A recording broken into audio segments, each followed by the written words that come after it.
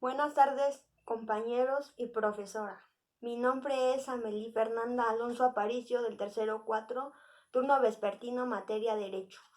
El tema del que hoy les voy a hablar se trata sobre las garantías individuales y los artículos de la Constitución mexicana.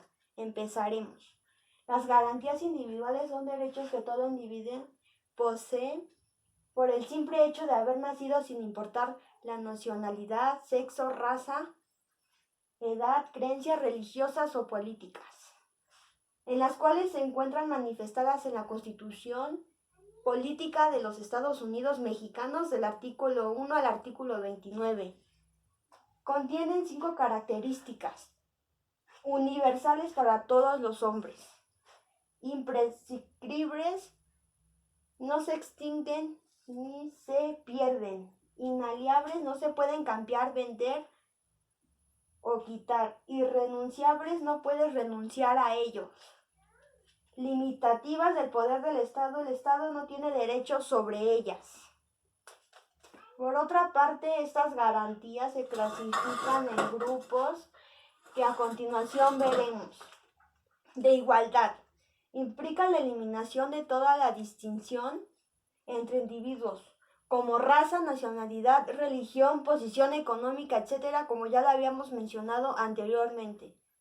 En el artículo 1, en los Estados Unidos mexicanos todas las personas gozarán de los derechos humanos reconocidos en la Constitución. Artículo 2, prohíbe la esclavitud.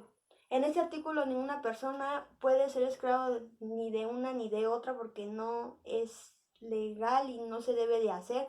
Ninguna persona tiene derecho de ser esclavo de otra persona. Artículo 4. Establece la libertad jurídica entre hombres y mujeres y dicta que toda persona tiene derecho de protección a la salud.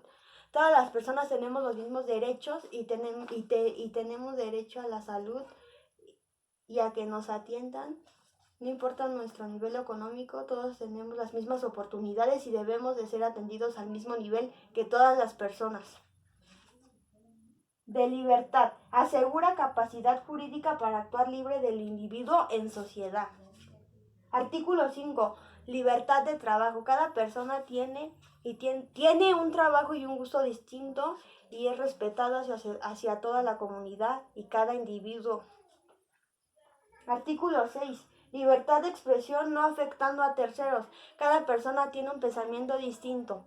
Claro que todos somos diferentes, pero también no hay que ser irrespetuosos con la comunidad y tenernos así.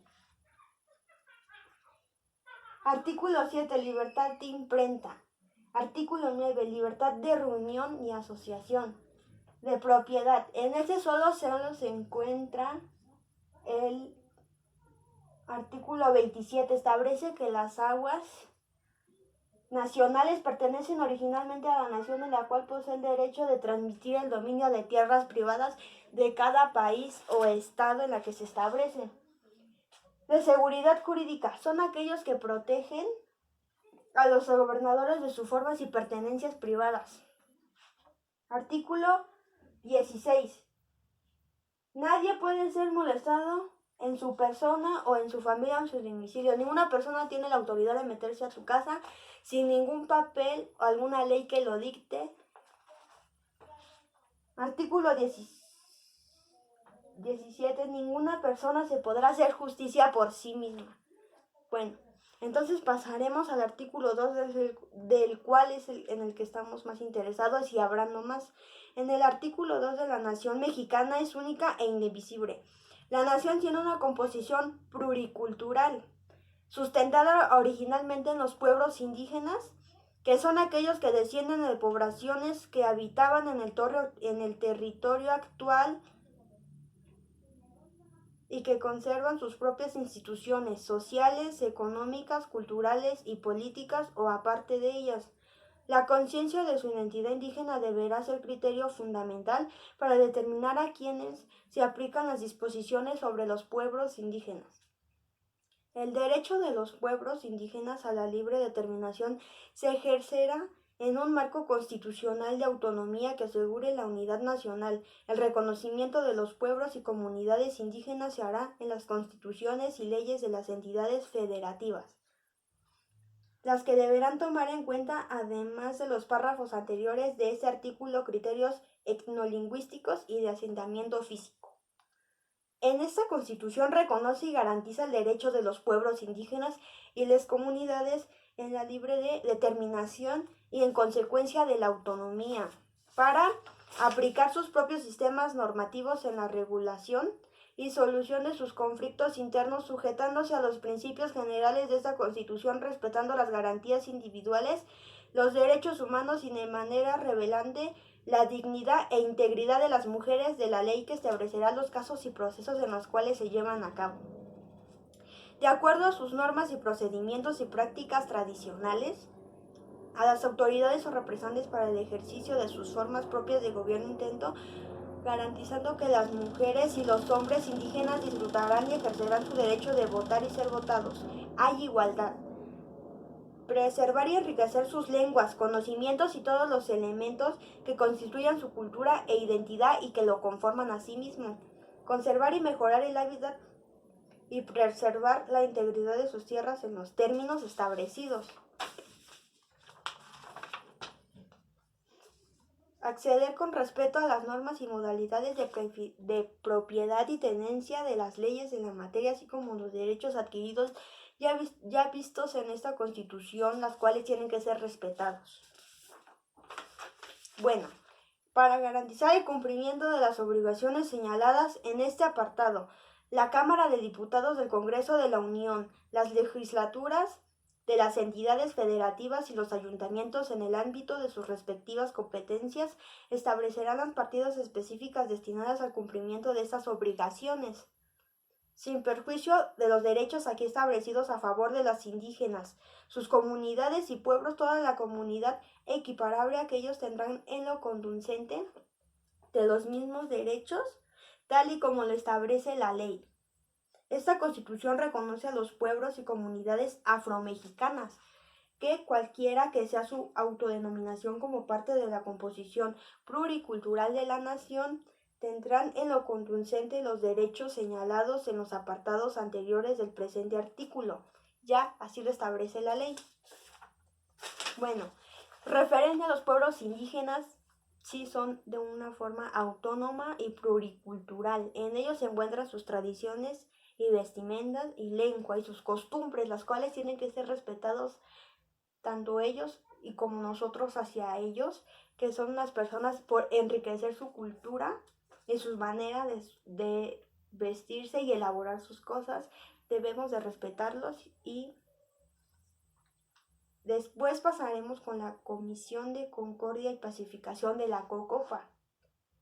Es una instancia del Poder Legislativo, creada el 9 de marzo de 1995 para facilitar el diálogo entre el Ejército Zapatista de Liberación Nacional y Gobierno Federal, y llegar a un acuerdo que llegara y permitiera terminar con el conflicto armado iniciado el 1 de enero de 1994. La COCOPA tuvo su origen en la Ley para el Diálogo, la Conciliación y la Paz Digna en Chiapas. Está integrada por miembros de la Comisión Legislativa del Congreso de la Unión. Además de los legisladores, la comisión cuenta con un representante del Poder Ejecutivo y otro del Poder Legislativo del Estado de Chiapas. La COCOPA participó junto a la Comisión Nacional de Intermediación en los diálogos de San Andrés Lorranciar sostenidos entre la ESLN, los acuerdos de San Miguel, resultado de las regiones sostenidas. A comienzos de abril de 1995, en la localidad del mismo nombre, municipio de Ocosingo, entre delegaciones del gobierno federal y del ESLN, y en los que lo CONACYT ofreció sus servicios de mediación, contándose con el apoyo y testimonio de la COCOPA INI 2000 a 703. 1773. La COCOPA fue responsable de tomar resoluciones de los acuerdos de San Andrés y convertirlos de reformas constitucionales, derechos y culturas indígenas, la cual fue aceptada por la ESL y el Movimiento Indígena Nacional. La COCOPA fue representada al Congreso de la Unión casi 5 años después de ser formulada como iniciativa de reformas constitucionales como derechos y cultura indígena por el presidente de la República anteriormente, Vicente Fox, ya que en el artículo 2 hablamos sobre las fracciones de la Constitución que dan a entender realmente que pueden actuar los pueblos indígenas de forma autónomamente, en general y en atención, ya que en México la reforma constitucional en materia de derechos y cultura indígena realizada en 2001 reconoció e incorporó los derechos fundamentales de los pueblos originarios en el artículo 2 de la Constitución, decir sus formas internas de convivencia, organización social, económica y cultural. Bueno, este fue todo. Gracias por su atención.